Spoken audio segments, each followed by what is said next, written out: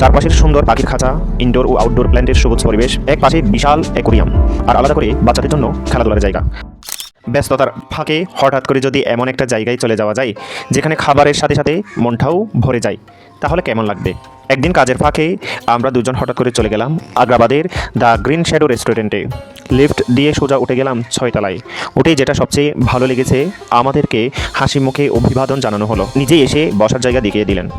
ভেতরে ঢুকতেই চোখ আটকে গেল।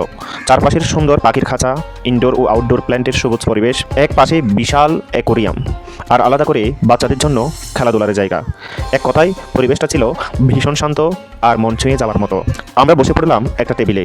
প্রথমে বাঙালি আইটেম অর্ডার করতে গিয়ে জানতে পারলাম সেদিন প্রায় 200 জনের বিয়ের খাবারের আয়োজন চলছে। মনটা একটু খারাপ হয়ে গেল। তখন বুঝলাম বাঙালি হিসেবে বাঙালি খাবারের প্রতি ভালোবাসাটা আসলে কত গভীর। তারপর ওয়েটার ভাইয়ের সাহায্যে অর্ডার করলাম বিফ চিলি অনিয়ন এবং থাই স্পেশাল ফ্রাইড রাইস। ওয়েটার ভাই জানালেন খাবার আসতে প্রায় 15 মিনিট লাগবে। বিয়ের প্রোগ্রামের কারণে একটু দেরিও হচ্ছিল, তাই এই সময়টাতে আমরা ডেকোরেশনের কিছু সুন্দর শট নিলাম। যখন খাবার চলে আসলো, পরিবেশন দেখে মনটা একেবারে খুশি হয়ে গেল। গাজর দিয়ে সুন্দর করে বাটারফ্লাই শেপ বানানো ছিল, দারুণ লেগেছে। থাই ফ্রাইড রাইসটা ছিল খুব ভালো, আর আমি যেহেতু বেশি ঝাল পছন্দ করি না, সেই হিসেবে বিফ চিলি অনিয়ন একটু পোড়া পোড়া গন্ধ পাচ্ছিলাম। পরে বুঝলাম মাশরুম দিয়ে বানানো হয়েছে। খারাপ ছিল না, বরং আলাদা একটা ফ্লেভার ছিল। থাই ফ্রাইড রাইসের উপর হাফ সিদ্ধ অমলেট। পরিবেশনটা সত্যি প্রশংসাযোগ্য।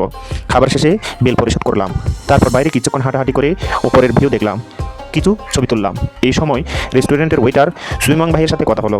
আমাদের অনুরোধে তিনি খুব আন্তরিকভাবে আমাদের ছবি তুলে দিলেন। এই জিনিসটা সত্যিই ভালো লেগেছে। আমরা সোজা বাসার উদ্দেশ্যে রওনা দিলাম। সন্ধ্যা নামতে শুরু করলো, আর নতুন ফুড ব্লগ পেতে এই যে ফলো দিতে ভুলবেন না। জীবনের এমন কিছু মুহূর্ত থাকে যেগুলো মূল্য টাকা দিয়ে মাপা যায় না। এই ছোটো ছোটো স্মৃতিগুলো হয়তো আগামী দিনের পথে আমাদের শক্তি আর অনুপ্রেরণা হয়ে থাকবে। লাঞ্চ শেষ করে সিএনজিতে করে ফিরলাম বাসায়, মন ভরা কিছু সুন্দর মুহূর্ত নিয়ে। ভিডিওটি ভালো লাগলে লাইক দিন, কমেন্ট করে জানান আপনারা এমন কোন রেস্টুরেন্টে গিয়ে এমন অনুভূতি পেয়েছেন।